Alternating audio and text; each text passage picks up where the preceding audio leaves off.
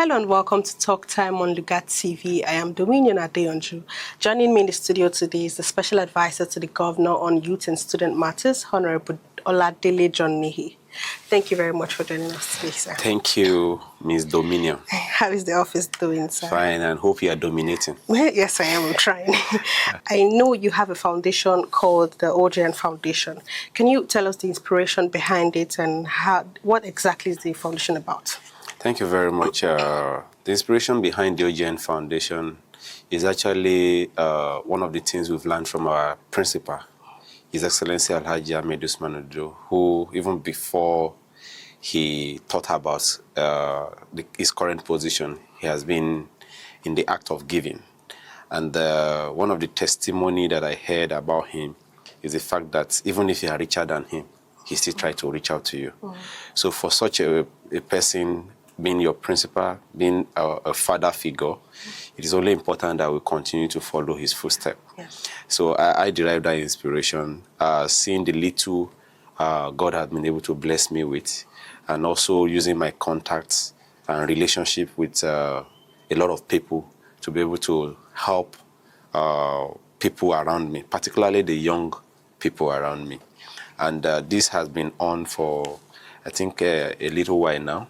But by the grace of God, we are now having a secretariat to be commissioned soon. That's very wonderful, sir. It is known that only the man behind the vision can actually run it effectively.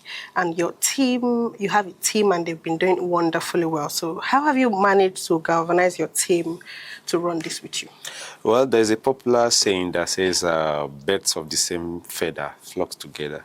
So in selecting the team, what I look at is who are those that also share the same vision, who have the passion to impact life, who have also veterans in youth and student work, because the NGO is almost 65% focused on youth and students, while the remaining 35 is actually focused on general less privilege, be it aged or women or whatever. But we are more focusing on youth and students because that is my field. All my life, from my university days, it has been one position or the other for student leadership. And even after my education at the university, it has been more of youth work, youth positions too. So I sought for people who have like minds and who also share in my vision for the youth of not just Kogi State, not just Nigeria, and not even the continent of Africa alone, but the global world as a whole. And these are the people we assemble together, and they've been doing excellently well. That is why we're able to achieve this much success. Yes. It is not news on the streets anymore that you're a great philanthropist. What would you say have been your challenges as a philanthropist, and how have you dealt with them? I think one of the major challenges I've faced is the fact that there is so much entitlement mentality in our society today.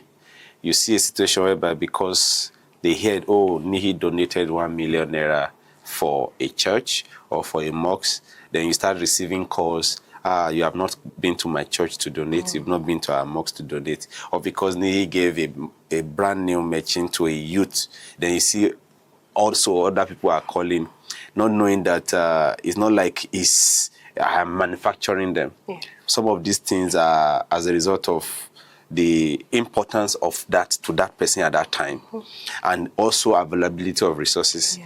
Even if you want to be sharing machine to all the citizens of Kogi State, I'm not even sure a government can do that. But the challenge has been people feel entitled to even what you are giving them. Yes. They say, oh, you are this, so you should be able to give. Maybe you give Mr. A, maybe you give Mrs. B, so you should be able to give me too. And it's not just limited to even the young people. This entitlement mentality cut across. Another thing is mobilization of funds.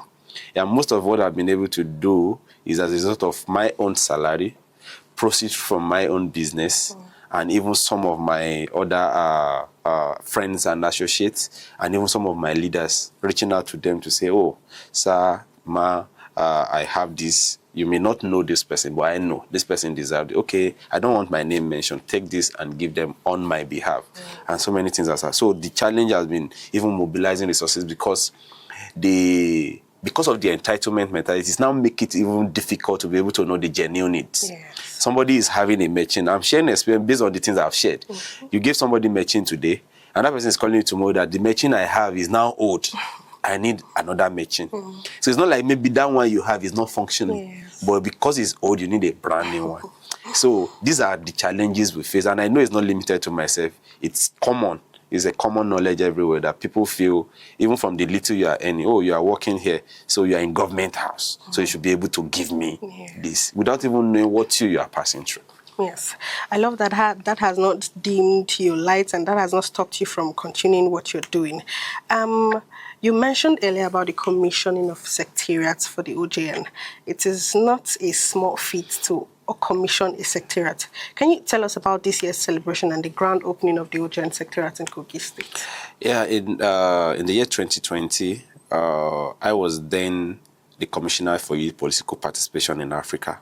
And one of the things that popped up in my mind, especially when I'm interacting with young people, is they want to know how I've been able to climb this ladder to where I am at that time. And I felt the best platform is to use my birthday annually to try to impact life.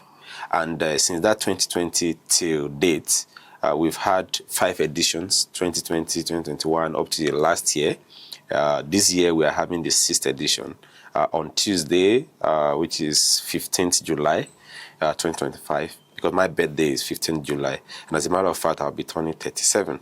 Like I said, I'm not one of those who used to say I'm +1. Right from secondary school, I've always been very proud to mention my age because it's either it inspires another person or it's a challenge to others to do. So the successes we've recorded in the last 5 years with the annual symposium is now being, as at that time, when we are doing OG annual symposium, we even used to have problem with who is presenting it. So when the vision for the OGN Foundation came less than a year ago, after we registered with CAC, we now felt, okay, the OGN Foundation now can now be powering the annual symposium.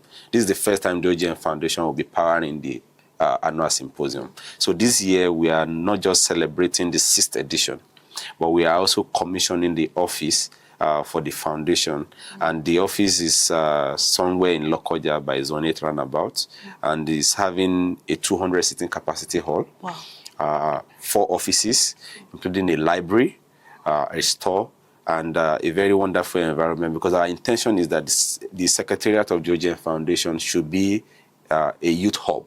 So there are a lot of youth games and all that we're also introducing, like in the compound, putting a snooker, table tennis, so that when you are done with all your activities, your official work, you can just say, let me go to the OGN Secretariat to relax myself, play snooker, play table tennis for free.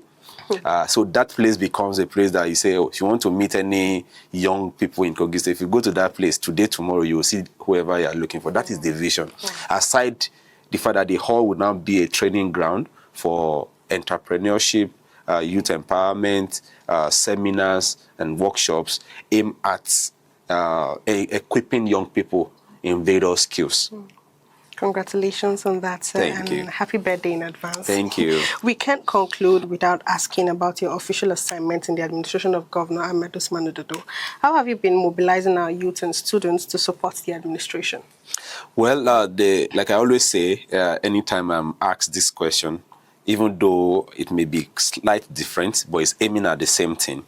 I always tell them that we have a principle that makes our job easy. Not just myself as special advisor on youth and student matters, but virtually all the appointees in the government of His Excellency Alhaji Ahmed Usman Ododo. The governor has made our job easy in such a way that he himself is almost at the driver's seat of everything. So in terms of youth mobilization, as of today, we have almost 75, if not more, percent of the appointees as young people. So this same percentage of young people in the government fall in the cycle that my portfolio covers, and they now make the job easier because they too are also reaching out to their colleagues. So before you even say you are reaching out to the youth in, for example, in Adavi, the SA media is there engaging young people. Before you say you are reaching to youth in Olama Bureau, the commissioner for youth, who is also the youngest in the government, is reaching out to those young people. And same with virtually all the other appointees who are young people. So, and again, even those who are not young people, by age definition and even by their stature. But I say stature because you may be 70s and you're still looking very young, and you can also be in less than 30, and when they see you, they say, guy, you don't old. You know, so even the elderly ones too, because of the body language of the governor that is turned towards the young people, so they are also emulating him to make sure that everything they do, they carry the young people along. So at the end of the day, what do I have to do? My work now is just to make sure that these things that they are doing are properly maybe coordinated and put together. So the job has been very easy because the governor is making it easy. Children, young people who are in school, who are supposed to be complaining of no school fees, their parents are not just receiving their salaries at when due, they are even getting leave bonuses. Students are getting bursary. Young people are being appointed. They are enabling environments because there's improvement in power supply, there's improvement in infrastructure, there's improvement in roads. If you are living in Zango before, and maybe by 7 you want to start running home for insecurity, the whole place now is lighting up. So as a young person, what more do you want? A government creates an enabling environment, and the people who are in government are complementing to make sure that they are also good ambassador of the governor. Because the governor can be doing a lot, and those who he appoints can also be a very bad product, such that they will say, oh, the governor is good, but this guy is a very bad person. Oh, this guy is a very bad person. So we try to follow the lead. And that is why I have always postulated that the change we need, not just in Kogi State, but in Nigeria, and even in the globe, must start from top to bottom. Gone are those days when they say it should start from the bottom. Oh, let citizen participation start from the bottom to... No, that was then. If we see leaders showing example, it's easier for followers to queue. But if followers are trying to show example, it is easier for the leader, if he's not keen into that, to destabilize the status quo. For example, if I'm queuing on the queue in the bank, and then a rich man just walk in and go straight to the front and is being attended to, I feel discouraged. But if I meet my principal on the queue, and I will be stupid to say I want to go in front of him. So the change we need can actually speedily be achieved coming from from top to bottom.